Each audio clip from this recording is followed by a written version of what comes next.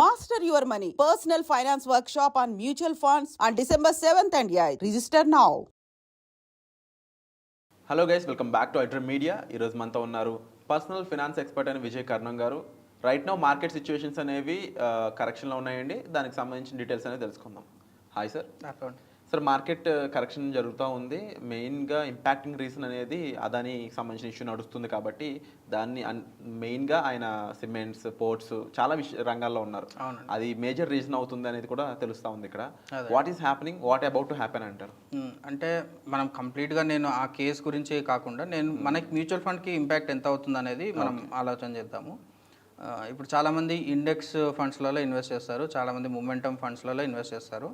So because of last 1-2 ఇయర్స్లో ఉన్న awareness వల్ల చాలామంది అలా చేస్తున్నారు. Okay, it's not a bad thing. Entry అయ్యే ఇన్వెస్టర్స్కి index funds will be the best opportunity. కానీ ఇండెక్స్ ఫండ్స్ ఎందుకు కొన్ని రీజన్స్లో వర్క్ అవుతాయి, కొన్ని రీజన్స్లో వర్కౌట్ కాదనేది ఇది one of the best example అండి.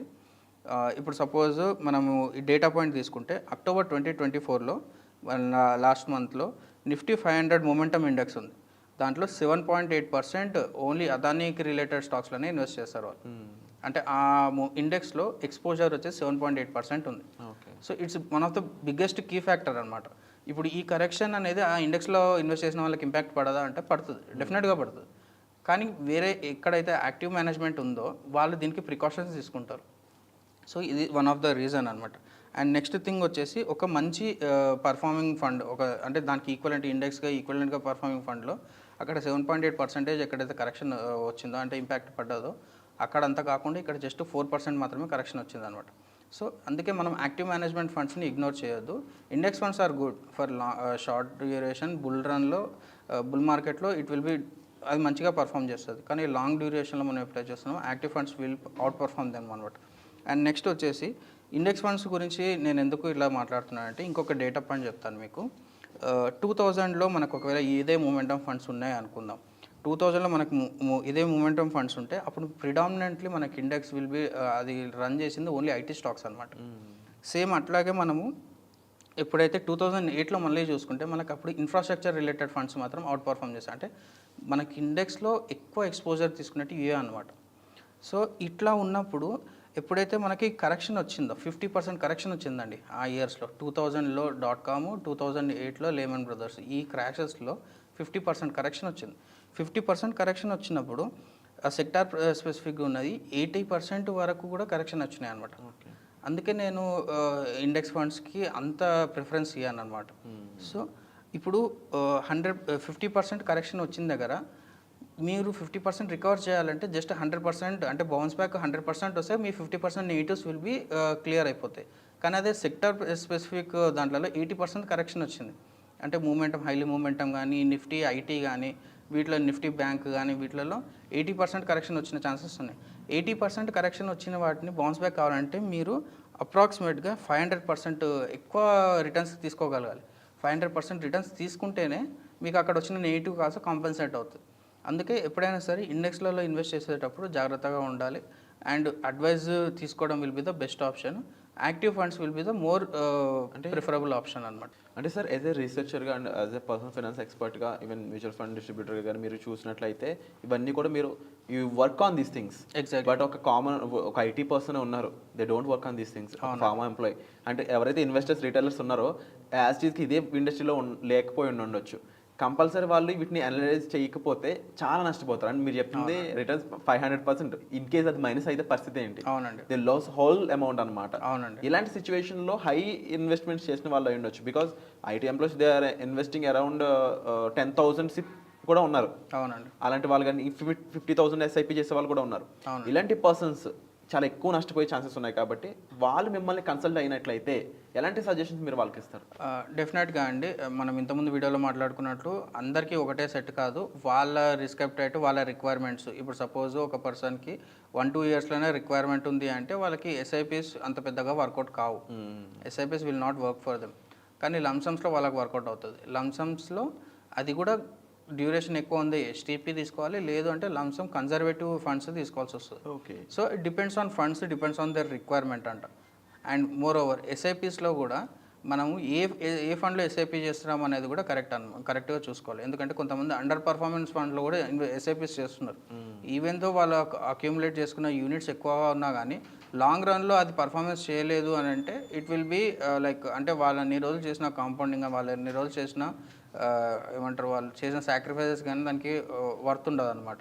సో మనం ఏం చెప్తాము అంటే రీబ్యాలెన్సింగ్ కూడా చేసుకోవాలి. మనం ఎవ్రీ 2 to 3 years మీరు ఇంతవరకు ఇన్వెస్ట్మెంట్ చేస్తున్నారు, లేకపోతే ఆల్రెడీ ఇన్వెస్ట్ చేసిన వాళ్ళు ఉంటారు.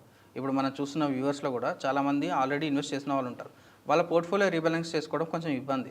ఇక్కడ చాలా మంది కూడా డివేట్ అయ్యి ఇబ్బంది పడే సిచ్యువేషన్ ఇదే సార్, రీబ్యాలెన్సింగ్ ద ఫండ్స్ అనమాట. అది చాలా టిపికల్ థింగ్ కదా, how you handle? So thing ఏంటి అంటే ఇప్పుడు సపోజ్ ఒక పెద్ద కార్పస్ ఉన్న వాళ్ళు రీబ్యాలెన్సింగ్ చేయాలి అనుకున్నప్పుడు వాళ్ళకి మెయిన్ ట్యాక్సేషన్ ఇష్యూస్ వస్తాయండి. ఇప్పుడు ఒక 1 CR కానీ ఒక 50 lakhs కానీ ఆల్రెడీ ఇన్వెస్ట్మెంట్ చేసిన వాళ్ళు ఉన్నారనుకోండి, వాళ్ళు విత్డ్రాల్ చేస్తే వాళ్ళు ట్యాక్స్ ఇంప్లికేషన్స్ ఎక్కువ ఉంటాయి.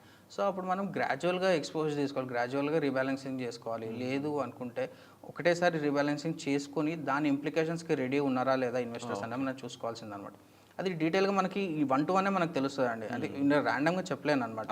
ఎందుకు అంటే ఇప్పుడు ఒక పర్సన్ ఉన్నాడు, అతని లంసమ్ ఇన్వెస్ట్మెంట్ ఉంది, దాని నుంచి అతను రీబ్యాలెన్స్ చేసినా కూడా అతనికి రిక్వైర్మెంట్ ఇమీడియట్గా లేదు. ఇమీడియట్గా లేనప్పుడు అతనికి అప్రోచ్ విల్ బి డిఫరెంట్. కానీ ఒక రిటైర్డ్ పర్సన్ ఉన్నాడు, అతని కార్పస్ మొత్తం ఇక్కడనే ఉంది, అతను ఎక్కువ ఎక్స్పోజ్ తీసుకోలేదు, అతను గ్రాడ్యువల్గా తీసుకోవచ్చు. అంటే నెక్స్ట్ 2 to 3 years వరకు అతను గ్రాడ్యువల్గా ఎక్స్పోజ్ తీసుకోవాలి. టైం పీరియడ్లో మనం exactly over the time period ఒక ఫండ్ నుంచి ఇంకో ఫండ్కి ట్రాన్స్ఫర్ చేయడం కానీ, లేకపోతే ఉన్న వాటి మీదకి వెళ్ళి ఏదైనా వేరే స్ట్రాటజీ చూడడం కానీ, అట్లా it will be completely different approach అనమాట. అండ్ మోర్ ఓవర్ ఇది ఇండివిజువల్స్ డిఫరెంట్గా ఉంటుంది అంటున్నారు కదా.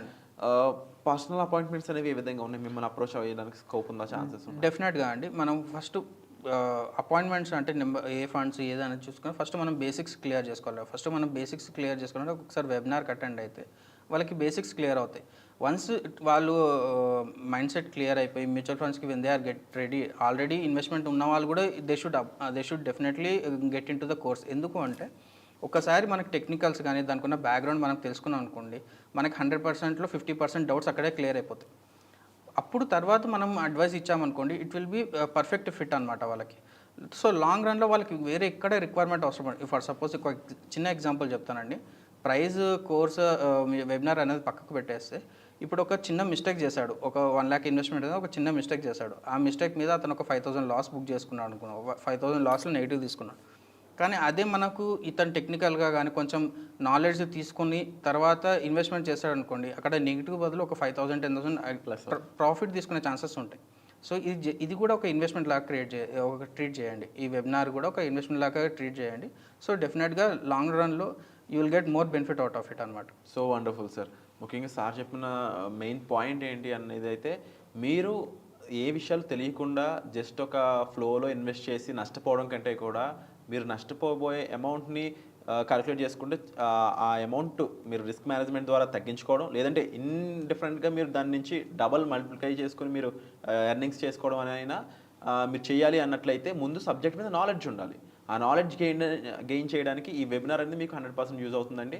అండ్ మీరు ఏదైతే తెలియకుండా అక్కడ అమౌంట్ పెట్టి నష్టపోయే అమౌంట్ ఏదైతే ఉందో దాన్ని మీరు ఇక్కడ ఇన్వెస్ట్మెంట్గా ఈ వెబినార్కి పెట్టినట్లయితే మీరు నేర్చుకునే ఈ నాలెడ్జ్ అనేది మీకు ఎన్నో రేట్లు అక్కడ హెల్ప్ చేస్తుంది. అండ్ మరీ ముఖ్యంగా బేసిక్ ఇన్ఫర్మేషన్ దగ్గర నుంచి మొదలుపెట్టి మీ పర్సనల్ ఫైనాన్స్ని మీరు ఓన్గా మేనేజ్ చేసుకోగలిగే రేంజ్ వరకు వెళ్ళే స్కోప్ అనేది సబ్జెక్ట్లో ఉంది. అండ్ స్టాక్ మార్కెట్ ఈజ్ ఒక వ్యాస్ట్ సబ్జెక్ట్. దీంట్లో ఒక రైట్ ప్రొఫెషనల్ యొక్క హెల్ప్ మీకు ఉందన్నట్లయితే తప్పకుండా మీరు రైట్ ఇన్వెస్ట్మెంట్స్ చేసి రైట్ రిటర్న్స్ చూసేదానికి చాలా స్కోప్ అనేది ఉంటుంది.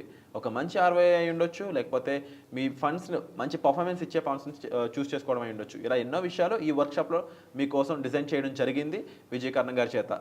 సో ఇలాంటి వర్క్షాప్లో మీరు పార్టిసిపేట్ చేయాలనుకున్నట్లయితే డిస్ప్లే అవుతున్న నెంబర్స్ కాల్ చేసి ఇమీడియట్గా మీరు వర్క్షాప్కి ఎన్రోల్ చేసుకోవచ్చు. Thank you so much sir. Thank you అండి.